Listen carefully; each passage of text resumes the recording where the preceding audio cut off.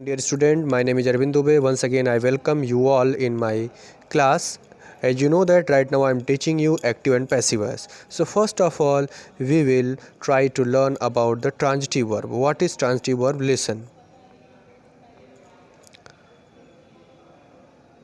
What is transitive verb? In Hindi, सकर्मक क्रिया. क्या होता है सकर्मक क्रिया? When we get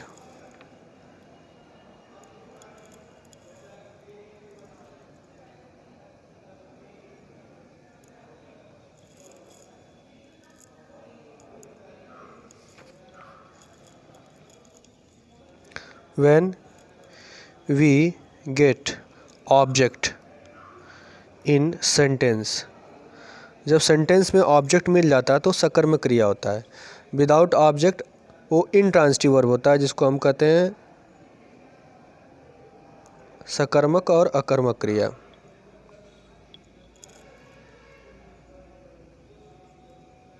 थोड़ा वीडियो क्लियर नहीं हो रहा बच्चों, उसी को देख रहा हूँ मैं, थोड़ा क्लियर कर रहा हूँ.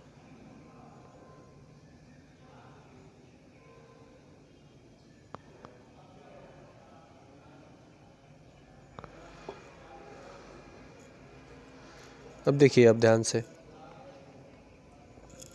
जैसे मैं कह दिया राम गोज़ टू स्कूल, ये आपका सकर्मक क्रिया नहीं है. ये गोज मतलब ये आपका इनट्रांसिटिव वर्ब है. कैसे पहचानते हैं हम आपको बता दे रहे हैं. बहुत सिंपल तरीका है इसका. क्या और किसे हिंदी में लगाने से हमें मिलता है object.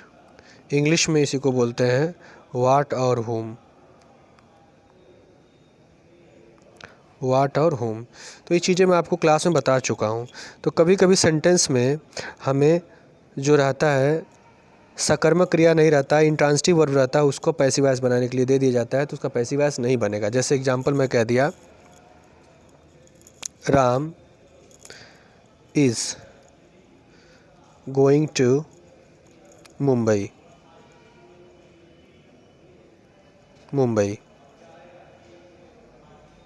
Ram is going to Mumbai. आप देख सकते हैं कि यह एक इनट्रांसिटिव वर्ब है. कैसे पहचानोगे बच्चों?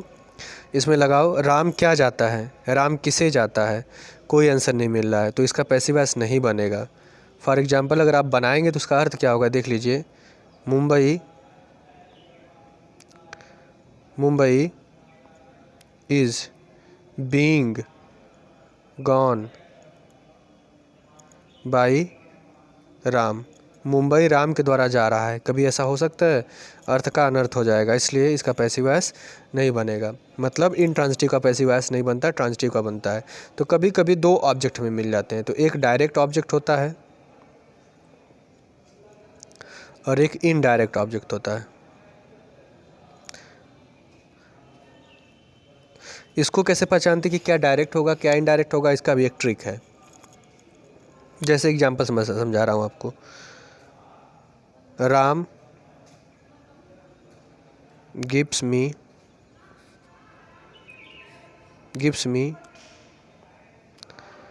N apple. राम मुझे एक सेब देता है. इसमें दो ऑब्जेक्ट हैं. कैसे, देखिए, लगाइए व्हाट लगाइए. राम क्या देता है? एप्पल देता है.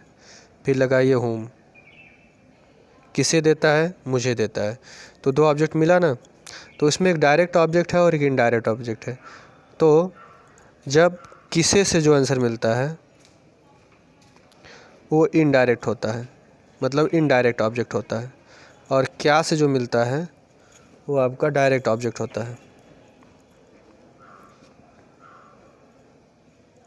ये तो हो गया आपको पहचानने का तरीका. अब जब इसका पैसिव वॉइस आप बनाएंगे तो दोनों में से किसी भी ऑब्जेक्ट को लेके बना सकते हैं. उसका तरीका क्या होता है, अब देखिए. जैसे मैं पहला लेके बना रहा हूँ, ये वाला, आप ध्यान से देखिएगा. तो हो जाएगा एन एप्पल.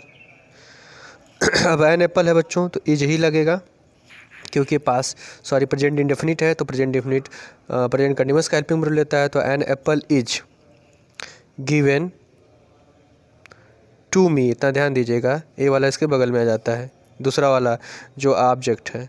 तो an apple is giving to me, an apple is given to me by Ram, ये आपका बन गया पैसिव वॉइस। फिर से देखिए आप कैसे बनाया हूँ मैं। एन एप्पल एक ऑब्जेक्ट है, इसको मैंने ले लिया, यहाँ हेल्पिंग वर्ब इज लगेगा और गिव का थर्ड फॉर्म गिवन, और जो दूसरा वाला बचा ऑब्जेक्ट यहाँ पर टू मी आ जाएगा, टू के साथ आएगा, ध्यान दीजिएगा, टू नहीं लगाएंगे तो मिस्टेक हो जाएगा, बाई राम, ये हो गया।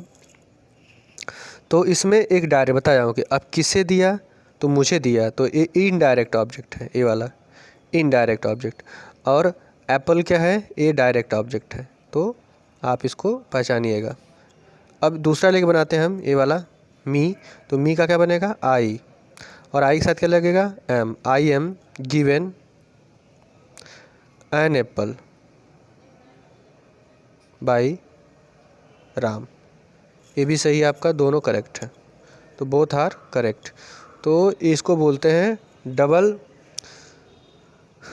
ऑब्जेक्ट का पैसिव वॉइस में चेंज करना। जैसे अब यहाँ पर आप आ जाइए, यहाँ पर देखिए, passive form of the transitive verb with two objects, when a verb in the active voice has both direct and indirect object, either of the objects may be become the subject of the passive voice, दोनों में से किसी का भी object passive voice का काम कर सकता है, चाहे डायरेक्ट ऑब्जेक्ट लेके बनाए, चाहे आप इनडायरेक्ट ऑब्जेक्ट लेके बनाएं। जैसे एग्जांपल है, लीना टीचेज मी जर्मन, लीना मुझे जर्मन पढ़ाती है, एक्टिव वॉइस है बच्चों।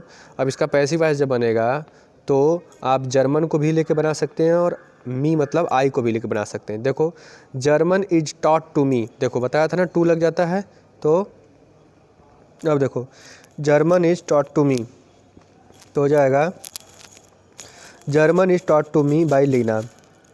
अब देखो आई को लेके बनाओगे तो हो जाएगा I am taught German by Leena, दोनों सही है। तो जैसे एक और एग्जांपल लेते हैं, the manager will send you the flower, the manager will send you the flowers, active voice है, जब इसका पैसिव वॉइस बनेगा तो हो जाएगा the flowers will be Saint, क्योंकि बताया था कि कोई भी इंडेफिनिट होता है अपने ही कंटिन्यूअस का हेल्पिंग वर्ब लेगा और वर्ब की थर्ड फॉर्म होगा, तो इस चीज़ को ध्यान में रखना है। तो यहाँ पर हो जाएगा the flowers will be sent, send का थर्ड फॉर्म होता है सेंट, और आपको बताया बच्चों कि फ्यूचर इंडेफिनिट फ्यूचर कंटिन्यूअस का हेल्पिंग वर्ब लेता है, तो फ्यूचर कंटिन्यूअस का हेल्पिंग वर्ब होता है विल बी और शैल बी, तो यहाँ विल बी लगेगा, will be sent to you by the manager. दूसरा है, अगर आप यहाँ पर द फ्लावर को लेके बनाए हैं, अब यू को लेके बनाएंगे तब कैसे बनेगा, तो हो जाएगा you will be Saint the flowers bye the manager, ये आपका पैसिव वॉइस हो गया। तो इसमें दो ऑब्जेक्ट हैं, एक है डायरेक्ट ऑब्जेक्ट, एक है इनडायरेक्ट ऑब्जेक्ट। अब इसी पे बेस्ड यहाँ पर एक्सरसाइज है, the courier will deliver the parcel to the client. अब यहाँ पर दो ऑब्जेक्ट हैं, द पार्सल और द क्लाइंट, दोनों को लेकर के आप बना सकते हैं। My friends gives me, my friends gave me wonderful gift, तो यहाँ पर दो ऑब्जेक्ट है, एक मी है, एक है अ वंडरफुल गिफ्ट है, पूरा बच्चों ऑब्जेक्ट है, तो अ वंडरफुल गिफ्ट पहले करेंगे या मी, मतलब आप समझ जाइएगा। तो बहुत ही आसान है ये एक्सरसाइज, इस पर जितने भी एक्सरसाइज हैं इसका मैं सॉल्यूशन आपको दे दूंगा, उस सॉल्यूशन को आप करिएगा, नहीं समझ में आएगा तो आप पूछिएगा। और ये लगभग फिनिश ही हो गया है, और बाकी जितना भी सिलेबस दिया हूँ उसी सिलेबस में से आपका आएगा। अगर आपको कुछ भी नहीं समझ में आता है, तो बताया था कि आई चेंज होता है बाई में, वी चेंज होता है अस में, यू बाई यू में, ही हिम में, तो ये आपको याद करना पड़ेगा कौन किस में चेंज होता है। और ये रूल्स हैं, इसको आप चार्ट इसको बना लीजिएगा ये वाला, कि जैसे कोई भी, तुम्हें तो इसका बहुत आसान तरीका बता दिया था कि कोई भी इंडेफिनिट है तो कंटिन्यूअस का हेल्पिंग वर्ब लेगा, कोई कंटिन्यूअस है तो कंटिन्यूअस में ही रहेगा, एक कंटिन्यूअस का नहीं बनता, परफेक्ट है तो परफेक्ट कंटिन्यूअस का बनता है। तो इतना आपको ध्यान देना है।